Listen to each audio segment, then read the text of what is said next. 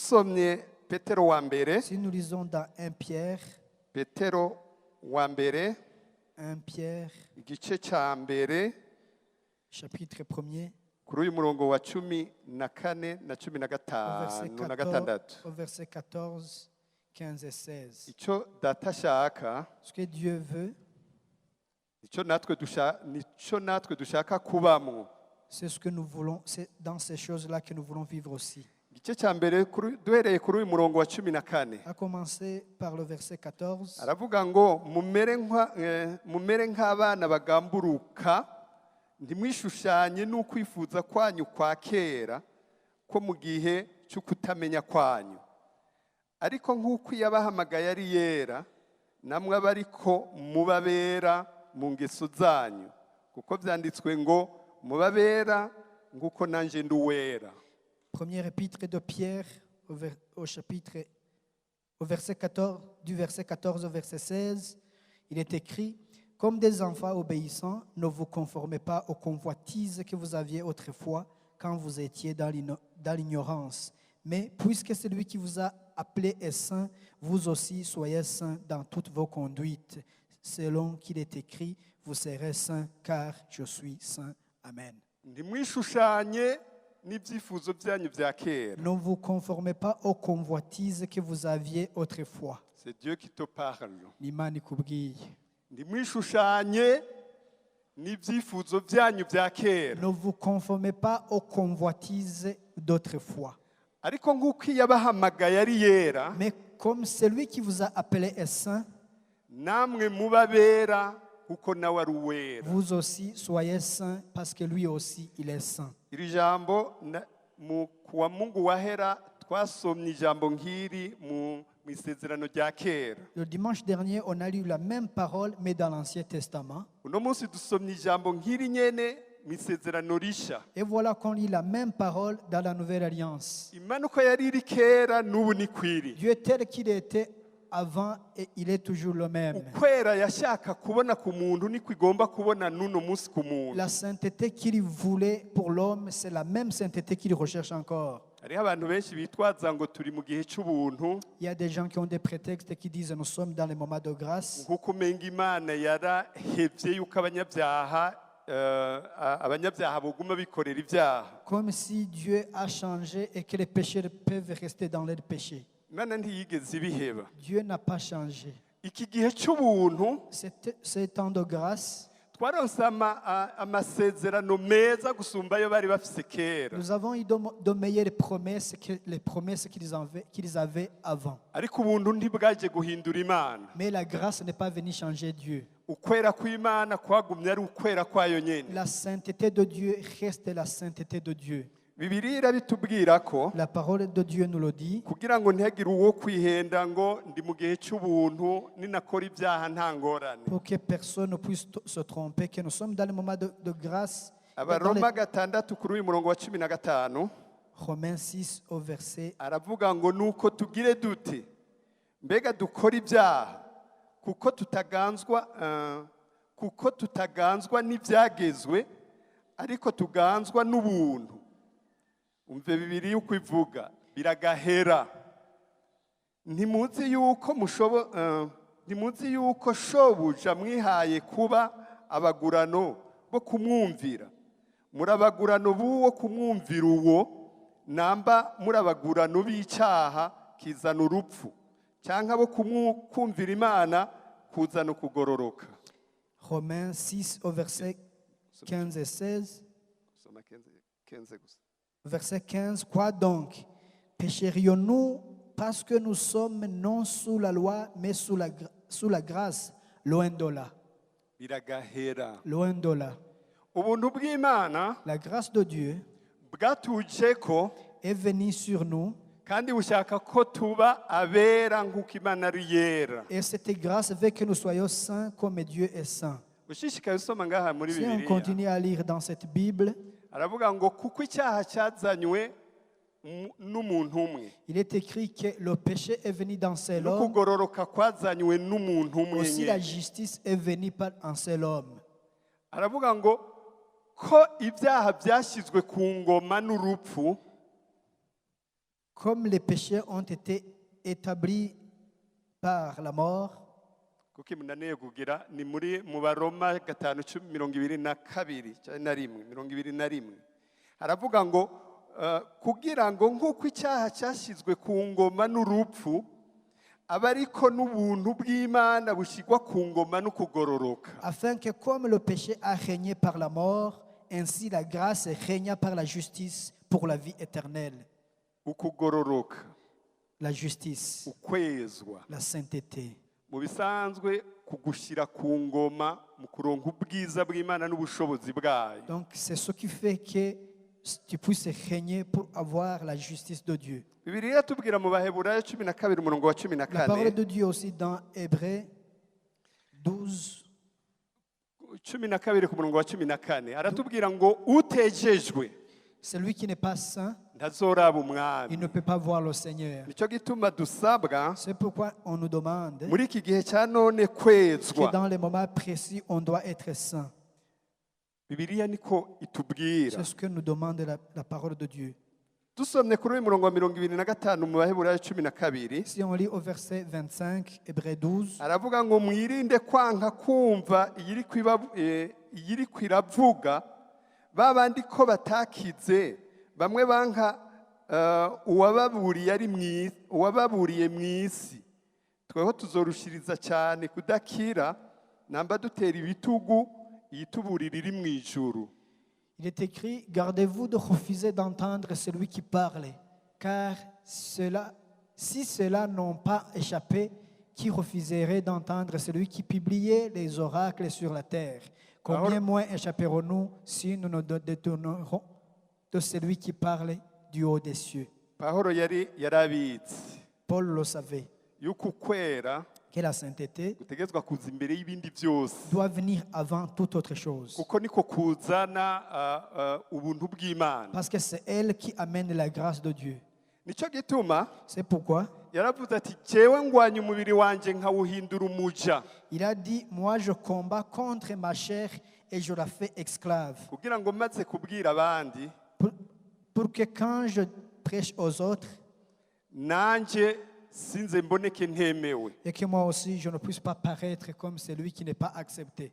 Aravuga kandi Il dit encore yuko dukwiye kwitwararika que nous devons toujours kubwo buntu twahawe butoba bw'ubusa faire en sorte que cette grâce ne soit pas vaine, ariko two kwiyubara cyane mais que nous devons prendre garde tukanga icyaha. pour refuser le péché. Uyu mwaka Cette année, ndakwifuriza cyane je te souhaite yuko woba umwaka wawe by'ukuri ukwezwa. que ce soit pour toi une année de sanctification. Iyo turiko tuvugira ijambo womengo ni ikintu kigoye cyane kumva, Quand on parle de sanctification, on pourrait se dire que c'est quelque chose qui est très difficile, ariko kiroroshe cyane. mais c'est vraiment très facile. Umuntu agomba kwezwa Celui qui veut être sanctifié, bingana n'ukumvira gusa Imana. c'est égal à obéir à Dieu. Kumvira Imana Obéir à Dieu, ni ukwezwa, c'est ça la sanctification. gukora icyo Imana ikubwiye Faire ce que Dieu te demande, mu by'ukuri uba wejejwe. c'est ça, là tu es sanctifié. Niyaba wipima cyane kuri iri jambo ry'Imana, Si vraiment tu te mesures à cette parole, kwipima cyane kwiraba. si tu te regardes à travers cette Iminsi parole, iheze twarafashe igicapu cy'icirore, la foi dans le temps passé, turabona ko ijambo ry'Imana umuntu aryirabamwe akibona uwo ari we. on a vu qu'on peut se regarder à travers cette parole, Umuntu aba ariko ariyeza. c'est se sanctifier. Iminsi iheze twarabonye ingene Dawidi Ces derniers temps, on a aussi vu que comment naho David, Imana yari yamuhaye ubuntu bwose, bien que Dieu lui avait donné toute la grâce, hariho il y ibyamugoye, a des choses qui lui ont été difficiles, ariko yari afise umutima mais il avait le cœur ukwihana.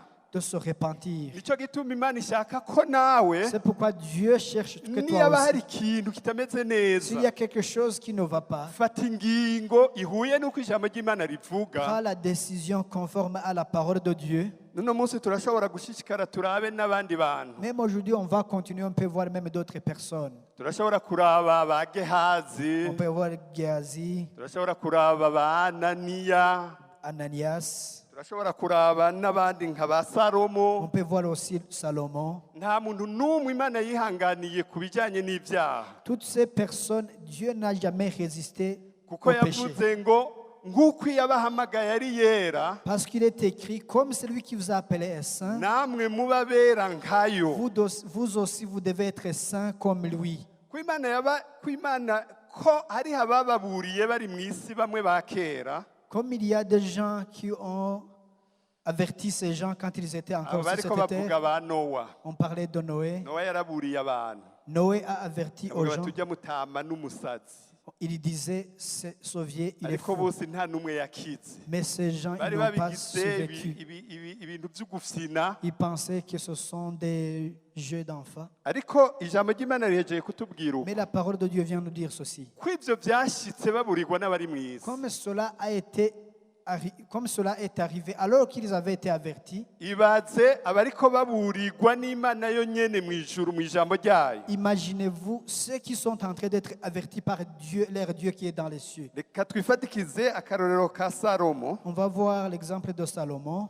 Salomo yari umuntu umwe mu bantu Imana yakoreye ibintu bidasanzwe. Salomon, c'est l'un de ces personnes à qui Dieu a fait de grandes choses. Mumuzi nk'umutunzi wa mbere ku isi yabayeho kandi atazomuca imbere. Vous le connaissez comme quelqu'un qui a été riche et que personne ne pourra lui devancer. Mumuzi nk'umunyabwenge yasumbije ubwenge abariho n'abigeze kubaho n'abazoza. Vous le connaissez comme quelqu'un qui a été sage plus que tout le monde, et ceux qui étaient là dans son temps et celui qui viendra après.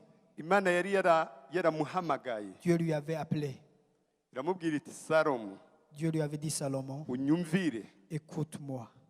nanjye nzoguhisha umutima wawe Et wifuza. moi, je te donnerai ce que ton cœur désire. Umunsi umwe Un jour, dusomye mu ngoma ya mbere ya kabiri, si on lit dans Chronique ingoma ya kabiri 2, igice cya mbere ku murongo w'indwi, chapitre 1er au verset 7, ngira twumve ingene yagiriwe neza n'Imana. nous allons voir comment Dieu lui a fait du bien. Aravuga ngo muri iryo joro Imana yiyereka Salomo, iramubarira iti nsaba icyo ugomba ndakiguhe. Pendant la nuit, Dieu apparut à Salomon et lui dit, demande ce que tu veux que je te donne. Salomo Salomon, arumva anezerewe cyane. il a été très content. hamwe nk'uyu mwanya nyene wojya ubona Imana iraje, uzi ubushobozi bwose ifise, Imagine-toi dans cet instant-ci, Dieu t'apparaît et avec toute sa puissance ukabona ihagaze imbere yawe, et qu'il te regarde devant toi akakubwira iti nsaba icyo ugomba cyose ndakiguha. et que Dieu te dit, demande-moi ce que tu veux. hoba ibibazo byinshi cyane ku bantu benshi. Tu pourrais avoir beaucoup de questions.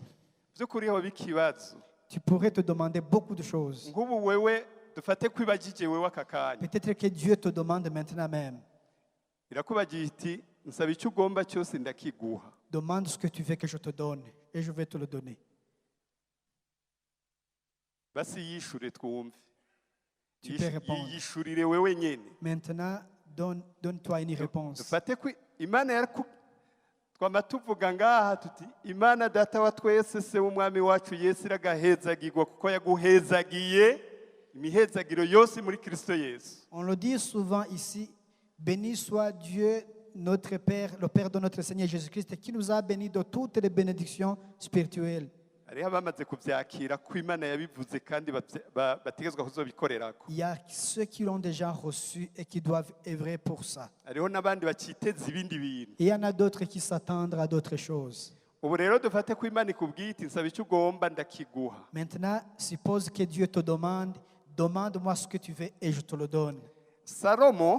Salomon, yaciye yishura hakiri kare, il a répondu aussi vite. aravuga ati je Mana ndagusabye ubwenge, Il a dit, Seigneur, je te demande la sagesse, nze ndongora aba bantu. que je puisse régner sur ton ndaza abantu peuple. baragoye, ndashaka ubwenge ku buryo atakibazo na kimwe cy'abantu kizonanira. Je sais qu'il est vraiment difficile de régner sur le peuple de Dieu, mais je veux vraiment régner. washaka Imana ikiramushimira, Et Dieu lui a remercié. iravuga iti kusabye ibyo Dieu a dit, comme tu me demandes cela, kugira neza faire du bien. nanjye ndakongereye k'ubutunzi. Et moi, je t'accorde aussi la richesse. Ariko umuntu arabye neza Mais si on regarde très turajya bien, kubibona ku on iherezo, va le voir vers la fin. naho yasabye ubwenge, Bien qu'il a demandé la sagesse, by'ukuri ntiyari asabye ubwenge kuko yicishije bugufi munsi y'Imana, il n'avait pas demandé la sagesse parce qu'il s'humiliait devant Dieu. kuko icyari gikenewe gusumbya ibindi byose Parce que ce qui était très essentiel, ko ari uko yicisha bugufi akavuga ati Mana ndagusabye kumenyana nawe n'icyo ugomba kuri jewe. il devait s'humilier devant Dieu et lui dire, moi, je veux connaître ce que tu veux de moi. Imana yaciye imuha iyo ngabire, Et Dieu lui a donné son don. ariko kandi hariho ikintu yibagiye, Et encore il a oublié encore une autre chose. kandi n'uno munsi kikihari. Et cette chose Abantu existe encore. benshi bararabira ku ngabire abantu bafise, Beaucoup de gens regardent les dons qui sont cyangwa dans d'autres bakiyumvira ku personnes bw'ingabire bahawe, ou pensent sur les dons qu'ils ont reçus. bakiyumvira yuko kuko bafise izo ngabire bahindutse abera. Et ils pensent qu'à cause de ces dons qu'ils ont, ils sont devenus saints. Ni ibintu bibiri bidasa. Ce sont des choses qui sont Noneho ngaha différentes. mu ishengero iwacu Mais ici à l'église, murabizi yuko ryubatswe ku bintu bitatu. vous le savez qu'elle est construite sur trois choses. Ryubatswe ku ijambo ry'Imana, Premièrement, sur la parole de Dieu. ryubatswe kuri mpwemu yera, ingabire za mpwemu yera, Deuxièmement, sur le Saint-Esprit, les dons du Saint-Esprit. yubatswe kandi guhindura karagiteri y'umuntu, Aussi sur le changement de caractère d'un individu. ingene umeze. Comment tu es. Ni ukuvuga n'ibintu bibiri bidasa. Il y a deux choses qui sont différentes. Abantu barashobora kuba bafite ingabire, Les gens peuvent avoir des dons, mugabo ugasanga inyifato yabo ntihuye n'uko ijambo ry'Imana rivuga. mais tu peux trouver que les caractères ne sont pas en Salomo conformité rero avec la yahawe parole de Dieu. ingabire. Salomon a reçu un don. Yesu ubwiwe yarabivuze Jésus l'a même bien dit. ati igihe nzoza gutora ishengero ryanje, Quand je viendrai prendre mon hariho abantu église, bazoza bariruka bavuge bati twebwe twakorera hajya nyene, il y a des gens qui viendront pour dire, moi, nous aussi, nous twasenda travaillons là-bas. abadayimoni, Nous avons chassé les démons. twarambika ibiganza ku bagwayi Nous bagakira, avons imposé les mains aux malades et kandi ils sont guéris. twarabikora mu izina Et nous l'avons ryawe. fait dans ton nom. Yesu azobabwira ati ego narabibonye, Jésus pourra lui dire, c'est vrai, je l'ai vu. kandi narabibonye mwarabikora mu izina ryanje Et c'est nyene, vrai, vous le faisiez dans mon nom. kuko narigeze kubaha iyo ngabire murabikora. Parce que je vous ai donné ce don pour le faire. Mugabo ukwezwa ntikwahagumye, Mais la sainteté n'a pas resté. ntikwabayeho. La sainteté n'y a jamais Ni été. ijambo ry'Imana niko ribivuga. C'est ce que dit la parole de Dieu. Bazoca babwira ati genda mwabakora ibizira mwe. Ils diront, allez. Bamwe bazotangura gukanura amaso, dukora ibizira gute twasenda abadayimoni mu izina rya Yesu.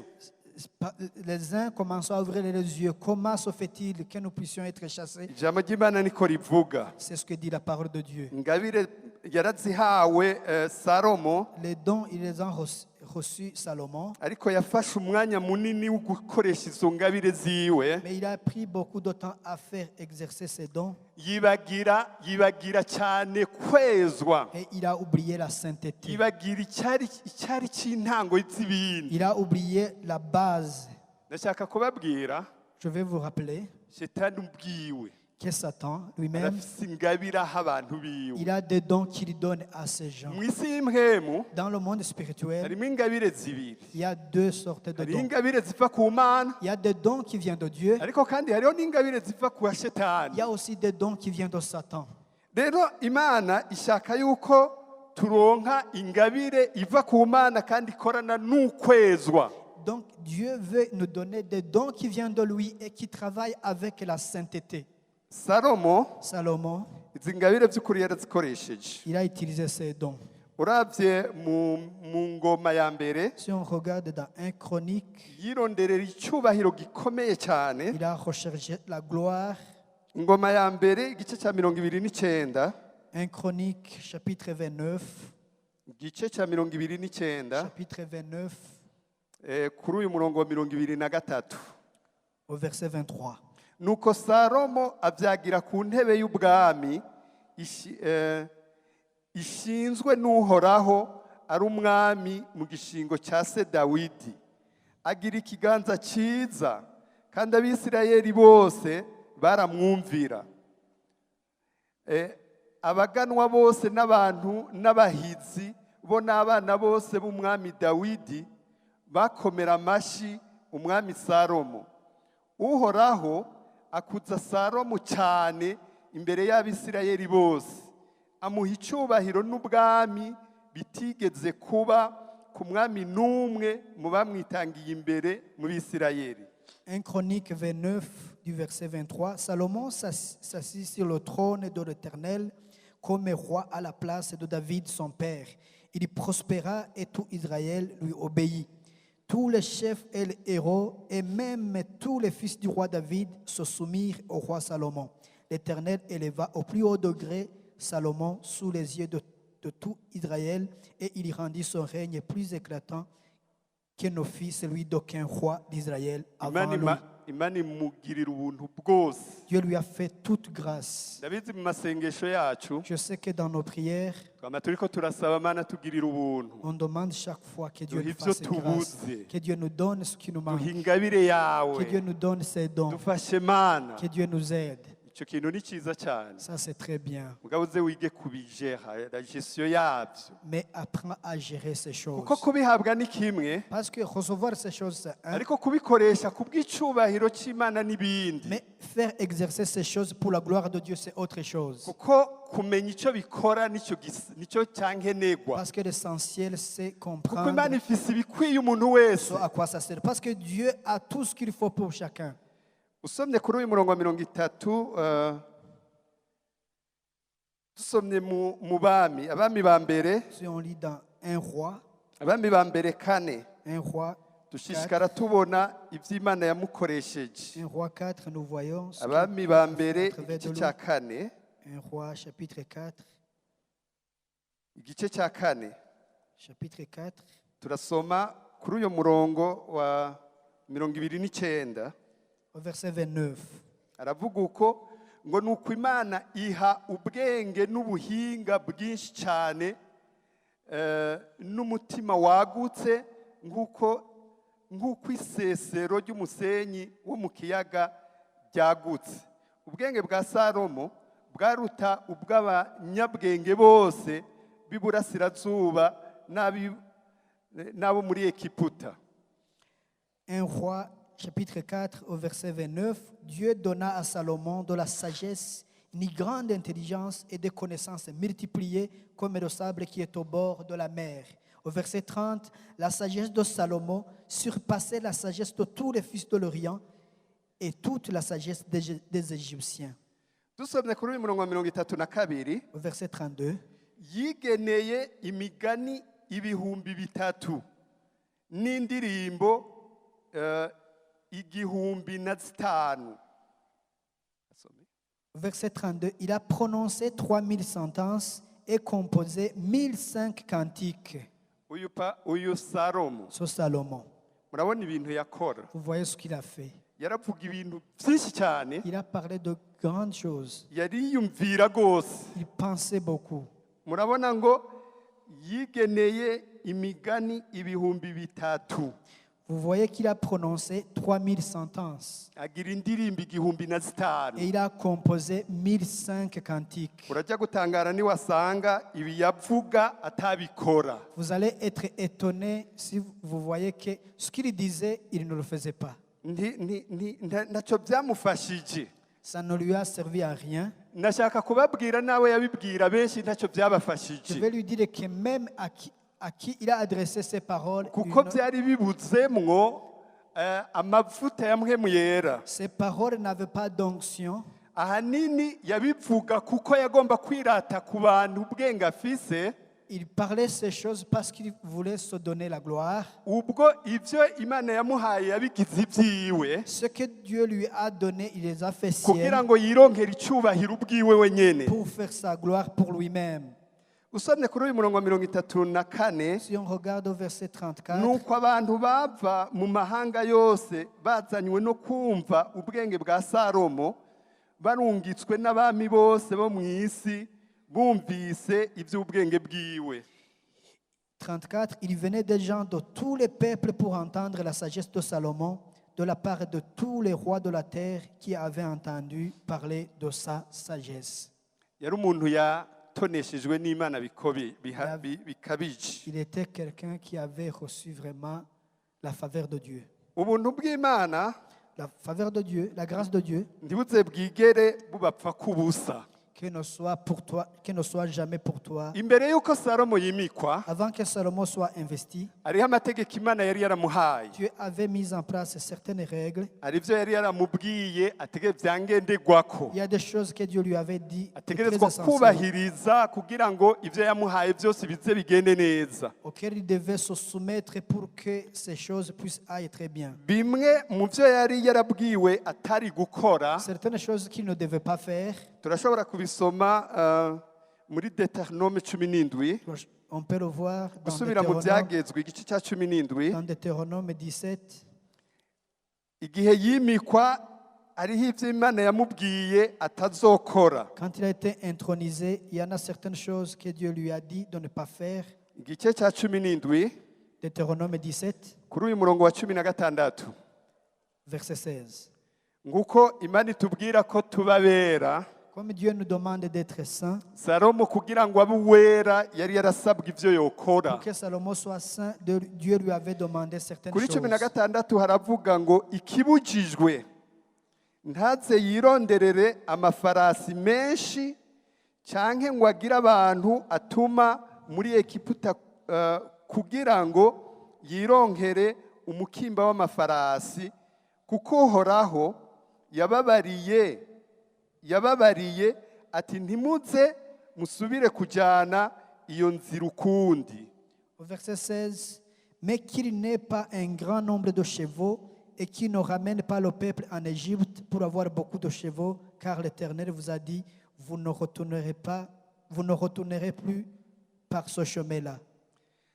Niko yari yababariye C'est ce que Dieu leur avait dit. kuri 17. Au verset 17. Kandi ntazagire umukimba w'abagore kugira ngo ntibize bihindure umutima wiwe, kandi ntaze yirundanirize amafeza n'amazahabu ngo bibe intsinzi. Au verset 17, Dieu lui avait dit encore qu'il n'ait pas un grand nombre de femmes afin que son cœur ne se détourne point et qu'il ne fasse pas de grands amas d'argent et d'or.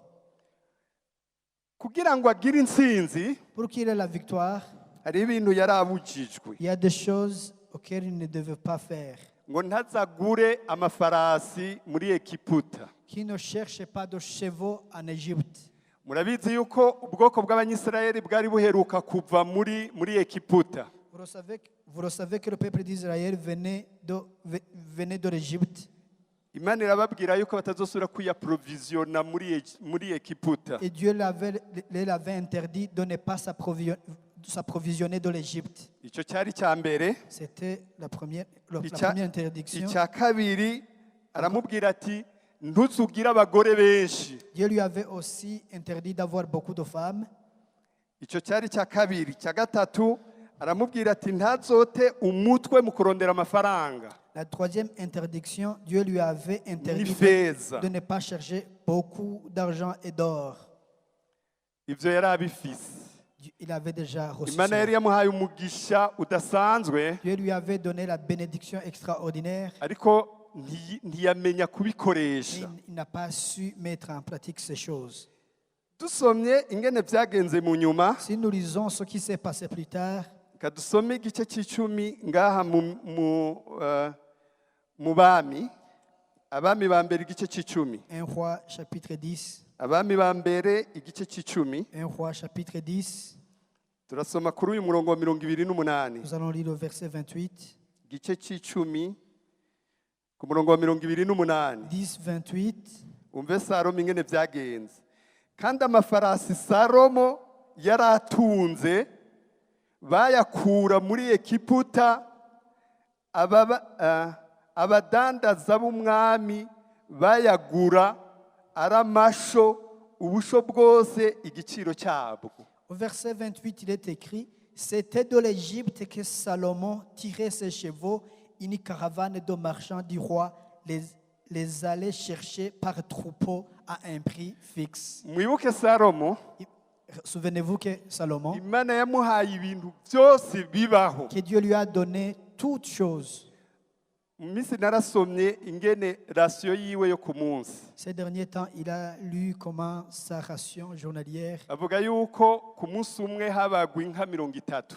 Chaque jour, on abattait 30 vaches. inka 10 za mbere z'indobanurwa Les 10 premières vaches n'izindi 20 ziri muri rusange et d'autres vaches qui étaient bakavuga non yuko intama badashyizemwo inkoko impene iki intama zonyene zari 100. sans considérer les chèvres et les poules, on abattait aussi 100 moutons. narabiharuye Il a compté ces choses. ndasanga rasiyo yiwe ku munsi umwe Sa ration journalière yohakwa gutunga iki gisagara ukwezi kose pouvait nourrir cette ville durant un mois. yari afise ubutunzi buhebuje Il avait de très grandes richesses. ntacyo imana itamuhaye Dieu lui avait donné toutes choses. mugabe iramubwira iti nk'uko ndi uwera Mais Dieu lui avait dit, comme je suis saint, nawe uba uwera toi aussi tu dois être saint. ibyo ukora Ce que tu fais, jewe mbi nimero ya mbere moi je suis le premier, ibisigaye biza ubugira le kabiri reste viendra après. turabonye salomo Nous venons de le voir Salomon.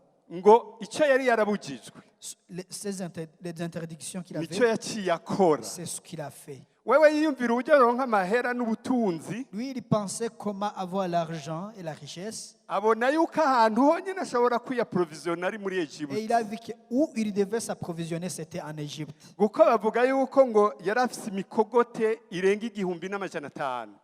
La Bible nous dit qu'il avait 1500 chevaux. twovuga ko ari amashari do komba yiwe C'est comme ces chars de combat. ibi yabikura muri egiputa Ces chars venaient de l'Égypte. yanka kumvira icyo imana yamubwiye ko Il n'a pas akora obéi à la parole de Dieu.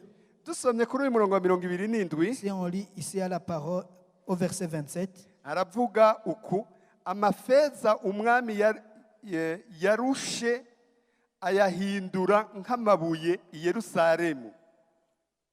le roi rendit l'argent aussi commun à Jérusalem que les pierres.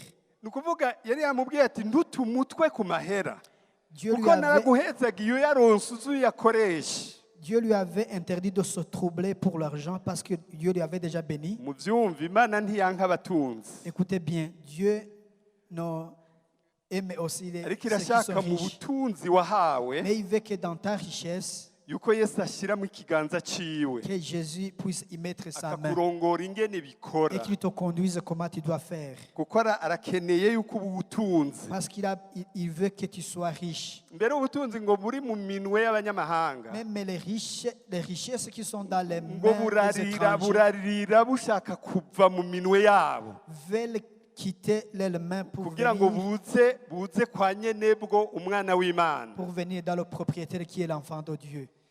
dusomye kuri uyu murongo mu gice cya 11 umurongo wa mbere n'uwa kabiri Si nous lisons dans chapitre 11, versets 1 et 2, turasoma ngo kandi umwami salomo yagomwa abanyamahangakazi benshi udasizemwo umukobwa wa farawo yari asanganywe nibo banyamowabu abamonikazi n'abandi n'abandi. au verset 11, verset 1er, au chapitre 11, verset 1er, le roi Salomon aima beaucoup de femmes étrangères, outre la fille de Pharaon, des Moabites, des Ammonites, des Édomites, des Sidoniennes et des Essiennes. aya mahanga yose Tous ces peuples, yari amahanga batsinze bariko bagenda mu gihugu cy'isezerano ce sont des peuples qu'ils avaient vaincus quand ils allaient yari vers la terre yarabujijwe promise. yuko atabagore benshi azokwakira. Il avait une interdiction de ne pas prendre beaucoup de femmes. usomye ku murongo wa 4 umurongo wa 5 hakwereka ingene yari afise abagore benshi. En lisant le verset 4, 5 et 6, on voit comment il a pris beaucoup de femmes. yari afise abagore abahabara 300. Il a eu 300 concubines. yari afise n'abagore 700. Il avait aussi 700 femmes. uwo muntu sinibaza ko yarenze ikitegeka imana yamubwira kutarongora abagore benshi, Je ne pense pas seulement qu'il a outrepassé l'ordre que Dieu lui ahubwo avait donné. yagize akarenzo k'akarenzo k'akarenzo. il a fait une chose terrible dans les yeux de Dieu. vyumvikana yuko iby'imana yamubwiye ataco byari bikimubariye. Ce qui veut dire que ce que Dieu lui avait dit, c'est comme si ce n'était rien. Icyo yari yitwariritse cyane kwari ikingabire y'Imana yamuhaye Sa gusa. première préoccupation n'était que le don que Dieu lui avait donné. Burya ntacyo dushoboye tutahawe n'Imana. Nous ne pouvons faire rien si ce n'est ce que Ibyo nous yabujijwe avons reçu de byose Dieu. Tout ce que Dieu lui avait interdit, nibyo yakoze. c'est ce qu'il a fait. Nta kuyoboka Imana kwabayeho. Il n'a jamais obéi à Dieu. Dusomye ku murongo wa gatandatu, Ici, si on lit au verset 6, soma iki gice cya 11 kuri uyu murongo wa gatandatu. on reste toujours au chapitre 11. Uko niko Salomo yakoze ibyo Uhoraho abona ko ari bibi, ntiyayoboka Uhoraho rwose nka se Dawidi. Au verset 6, et Salomon fit ce qui est mal aux yeux de l'Éternel, et il ne suivit point pleinement l'Éternel comme David son père. Yahawe ibintu n'Uhoraho, Il a reçu de aba l'Éternel des ingabire choses. n'Imana. Il a reçu des dons de Dieu. Yibagira kwihana yacumuye. Mais il a oublié de se repentir quand il a péché. Yaranyuranye na se wiwe Dawidi, Il n'était pas comme son père David. amaze kubona ko yacumuye, Lui, quand il a vu qu'il a péché, yaciye ajya imbere y'Imana, il est allé devant la face de arasaba Dieu. Imana Il a imbabazi. demandé pardon. Imana iravuga iti, Dawidi ndagushima. Et Dieu a dit, Nta David, muntu je mbona t'approuve. afite umutima nk'uwawe, Je n'ai jamais vu une personne kuko qui a ufite le cœur umutima comme celui que tu as. umeze uko nshaka. Parce que tu as le cœur que je veux. Imana imugirira neza cyane. Et Dieu lui a fait du bien. Salomo Salomon, yari umuntu atihana, c'était quelqu'un qui ne se yari umuntu répand atagomba pas. kwemera ibyaha yakoze, C'est lui qui ne voulait pas accepter ce qu'il a fait. yari umuntu ashaka gusa kwiyerekana, C'est lui qui voulait seulement se montrer. yari umuntu agomba kwishyira hejuru C'est cyane, lui qui cherchait la gloire kandi ariko akoresha ingabire Imana yamuhaye. en utilisant les dons que Dieu lui avait donnés.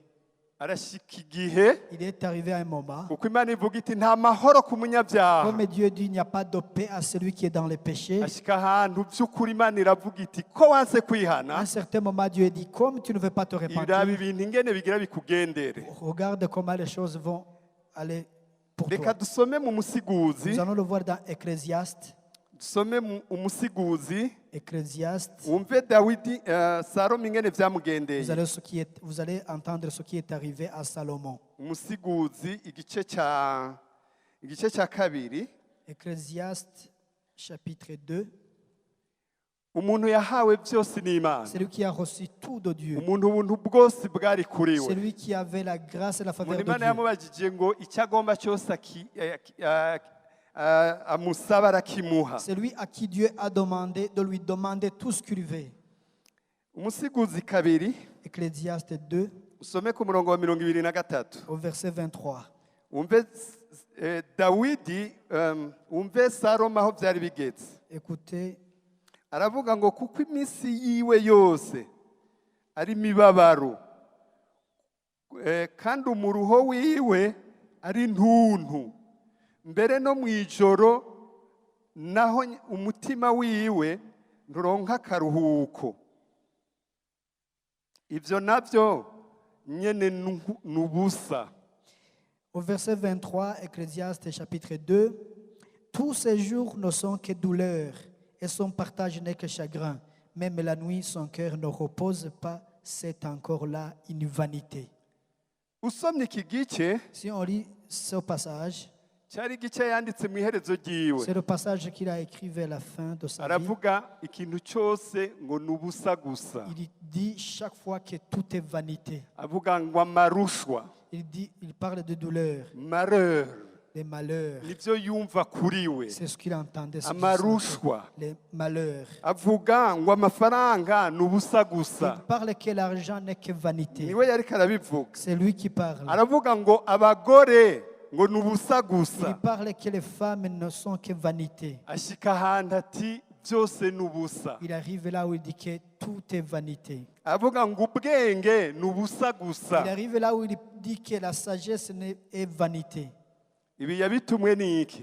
Pourquoi il a dit cela? Yabitumwe no gukora icyo Imana itagomba ntiyihane. La raison n'est autre chose que c'est parce qu'il a fait ce que Dieu n'a pas approuvé Ntahindukire. et ne s'est pas repenti. Ingabire Imana yaguhaye Le don que Dieu t'a donné, zigufitiye ikimazi kininiya cyane peuvent te servir une grande importance pour kuko toi zikora ku neza y'Imana, parce qu'ils œuvrent pour le bien ariko de kandi Dieu, zirakora kugira ngo wewe mais unezerwe. aussi c'est d'œuvre pour que tu sois dans la joie. hamwe wo kwiyumvira ku ngabire gusa ntiwiyumvire kuri kuwatanze ingabire, Si tu arrives à penser sur tes dons sans penser à celui qui a donné ses dons, haba hariho umubabaro, il y a le malheur, haba hari ikibazo gikomeye. il y a des choses qui sont terribles. Nicyo gituma C'est pourquoi, ngo kuko iyo abahamagaye ari umwizigirwa comme celui qui vous a appelé est fidèle kandi ari yera, et qu'il est saint, ishaka ko nawe uba uwera nk'uko nawe ari il uwera. veut que tu sois saint comme lui aussi il est saint. niyo aba ari inyamahoro S'il est prince de paix, iguha amahoro, il te donne la paix. ukorera Imana n'ingabire yaguhaye mu mahoro. Tu travailles, tu sers Dieu avec le don qu'il t'a ntiyashika donné dans ntiyashika la paix. ahantu ngo uvuge ngo ni ubusa gusa. Tu n'arrives pas là où tu dis que c'est vanité. abandi bantu twabonye Salomo babona yuko Salomo ari we muntu wa mbere mu isi w'imbere y'abandi, D'autres choses pensaient que Salomon, c'est lui qui vient avant tous les ariko autres. indani muri we Mais en lui, hariyo ukundi kuri kunyuranye n'uko il y bamubonako, avait une autre réalité qui est contraire à celle kandi à celle qu'on bitavuye ku voyait. Mana Pas qu'elle venait de Dieu, ariko bivuye kuri we nyene, mais qu'elle venait de lui-même. kuko atagomba kuba uwera, Parce qu'il n'a pas voulu être kuko saint. atagomba kumvira Imana, Parce qu'il n'a pas voulu obéir à kuko Dieu. icyo Imana imubwiye atashaka kugikora, Parce qu'il n'a pas mis en pratique ce que Dieu lui avait dit de yihatiye faire. kumvira iby'ingabire ashaka ko bimushikanako, Il s'est efforcé à écouter ce que les dons, là où les dons pouvaient lui faire ariko yanga arriver. kumvira kuba uwera. Mais il n'a pas voulu écouter cette voix du Seigneur qui lui disait d'être saint. Salomo Salomon. urabye ubuzima bwiwe bwari buteye agahinda, Si on regarde sa vie, c'est vraiment pénible. umuntu atakintu na kimwe Imana yari yaramwimye, Dieu lui avait yari donné toutes choses. yamuhaye byose, Dieu lui avait donné tout. ariko nta mahoro yari Mais afise. il n'avait pas la paix. uko Imana icyo yavuze Parce que Dieu, ce qu'il a dit, kiba ari icyo nyene yavuze. c'est ce qu'il a dit. nta mahoro ku Il munyabyaha. n'y a pas de paix aux pécheurs. abantu barashobora kuzokubona umenga uri mu mahoro, Peut-être que les gens te verront et qu'ils diront que ariko tu es dans umutima la wawe paix. uzokubwira icyo uri. Mais ton cœur te dira réellement qui tu es. ubu Salomo Ce Salomon, dusomye aha mu bami ba mbere igice cya 11, si on regarde dans un roi, urabona ku Chapitre murongo 11. w'icenda tugomba dusozere ubona iherezo ryiwe. chapitre 11, nous allons voir sa fin. iherezo ryiwe Sa fin. uko byari bimeze, igice cya abami ba mbere 11, Un roi, chapitre 11, 11 kuri uyu murongo w'icenda verset 9. haravuga ngo maze uhoraho arakira Salomo kuko umutima wiwe wavuye kuri we, kandi uhoraho Imana y'Abisirayeli ari we yari yaramwiyeretse ibihe tangarukabiri, kandi yari yaramutesheje ibyago. Au verset 9, il est écrit, l'Éternel fut irrité contre Salomon parce qu'il avait détourné son cœur de l'Éternel, le Dieu d'Israël, qui lui était apparu 2 fois.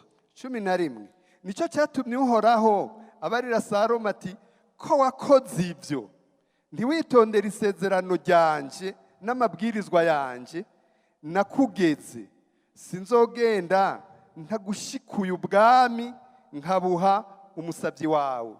Et au verset 11, et l'Éternel dit à Salomon, puisque tu as agi de la sorte et que tu n'as point observé mon alliance et mes lois que je t'avais prescrites, je déchirerai le royaume de dessus toi et je le donnerai à ton serviteur. ijambo ribikumva cyane, La parole vraiment qui est désagréable, qu'on ne peut pas Libishe vouloir cyane. entendre. amubwira ati ko wanse kunyumvira, Comme tu ne m'as pas ari écouté jewe nari naraguhamagaye, et que c'était moi qui t'avais appelé, nari naraguhaye ibintu byose, comme je t'avais équipé ntunyubahe et nk'Imana, comme tu n'as pas obéi comme un Dieu, ngira ndagushikura ubwami je vais prendre le royaume, je vais te prendre le royaume ndabuhereze umukozi wawe. et le donner à ton serviteur. ijambo ribabaje cyane C'est dur à entendre vuye ku kutumvira Imana, à cause de la désobéissance. birababaje cyane. C'est vraiment terrible. ku muntu nka Salomo Comme quelqu'un comme Salomon. kugira ngo ashyirwe hasi cyane Qu'il soit rabaissé jusque-là. avuga ati ndakwatsa ubwo bwami ndabuhwa umukozi wawe. Dieu dit, je te déchirerai le royaume de dessus toi et je le donnerai à ton serviteur. uwo mukozi yagukorera niwe ndabihaye. C'est lui qui te servait. usomye ku murongo wa 14 Au verset 14, Imana ibyura umwasi wa mbere wa Salomo. Dieu fait lever le plus grand ennemi de usomye ku Salomon. murongo wa 23 ibyura umwasi wa kabiri. Verset 23, il fait lever le deuxième ennemi. usomye ku murongo wa 26 ibyura umwasi wiwe umukozi wiwe nyene. Au verset 26, il fait lever son ennemi qui était son serviteur aussi. uyu mukozi wiwe ikimwimika mu kibanza cya Salomo imuha ibice 5 kuri 6 by'aho Salomo yahora atwara. Et son serviteur fut aussi intronisé et établi. Il lui donna yamuhaye ibice 5 bya 6 5 sixièmes ku hantu hose Salomo yahora atwara sur tout le territoire de Salomon, kubera gusa kutihana. à cause de ne pas se repentir. Imana naho yo gukunda gute Même si Dieu pouvait t'aimer jusqu'où, yagukunda uruwera Dieu t'aime parce que tu es saint. ariko kandi iranka ibyaha ku muntu. Mais Dieu déteste les péchés pour l'homme. dusomye ku murongo wa 42 duca duheza Si on lit au verset 42, muri iki gice nyene ku murongo wa 42 haravuga uku: nuko igihe cyose Salomo yamaze ari ku ngoma aganza abisirayeli bose ari i Yerusalemu cyabaye imyaka 40 na se niyo yatwaye. 43 nuko Salomo ahambye abasekuruza bamuhamba ku mugwa wa se Dawidi maze shishikara. au verset 42, Salomon régna 40 ans à Jérusalem, surtout Israël, comme son père David a régné 40 ans. Puis Salomon se coucha avec ses pères et il fut enterré dans la ville de David, son père Loboam, son fils régna à sa place. Uravye urupfu rwa Salomo Si on regarde la mort de Salomon, ntaho bihuriye n'urupfu rwa se Dawidi. il n'est rien de semblable à celui Bibiliya de itubwira son ngo père Salomon. Dawidi La Bible nous dit ngo agira ubusaza bumerewe neza que cyane, David a une heureuse vieillesse, agira ubusaza bwiza que cyane David a une heureuse vieillesse kubera yari afite umutima umeze nk'uko Imana ishaka. parce qu'il avait un cœur de Dieu. yakoze ibyaha yarihana, Quand il avait commis des péchés, il se yaguma yiyeza repentait. nk'uko data ari uwera. Il se sanctifiait comme Dieu est ariko saint. Salomo nta kintu na kimwe yabyibazako. Mais Salomon n'a jamais pensé à ces choses. turabona n'aho yahambwe On a même que là où il a été enterré, ntaryo jambo ko yagize ubusaza buhimbaye rihari. on ne voit pas qu'il a eu une heureuse vieillesse comme son père. Yesu icyamuzanye Jésus, ce qui lui a amené sur cette terre, ntiyajye kugira ngo abanyabyaha bice, il n'est pas venu pour tuer les pécheurs. ntiyanaje kugira ngo ahane Il n'est abanyabyaha, même pas venu pour condamner ceux qui sont ariko yaje péchés. kugira ngo abanyabyaha bakizwe nawe. Mais il est venu pour que les pécheurs soient sauvés par lui. yaratanze amaraso yiwe, Il a donné son sang. yaratanze ubugingo Il a bwiwe, donné sa vie. aratwigura, aratanga ikiguzi ku byaha by'umuntu Il wese, nous a racheté nos péchés. aranaduhamagara Il nous a appelés.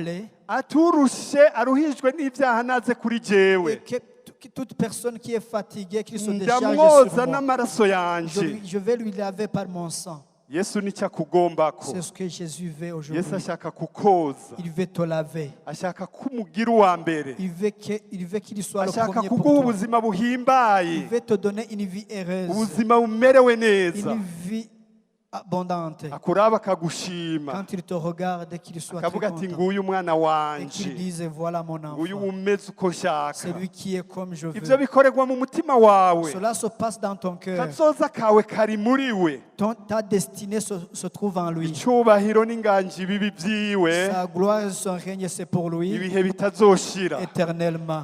Amena. Amen, amen. Reka duhaguruke. On va se lever. Mwami Yesu yatugiriye neza. Jésus nous a fait du bien. Birashoboka ko hari umuntu hano Peut-être qu'il y a personne ici avuga ati jewe mvugishije ukuri muri jewe qui peut dire sincèrement dans mon cœur, je ndi umunyabyaha moi je suis pécheur. kandi hariho ijwi ribimbarira Et muri il y a jewe une voix qui est en moi qui le dit. jewe by'ukuri sintunganye Moi je ne suis pas vraiment digne. ariko yesu ndamukunda Mais j'aime Jésus. kandi ndashaka ambabarire Et je veux qu'il puisse me angirire pardonner. ikigongwe Qu'il me pardonne. urashobora gushyira ukuboko hejuru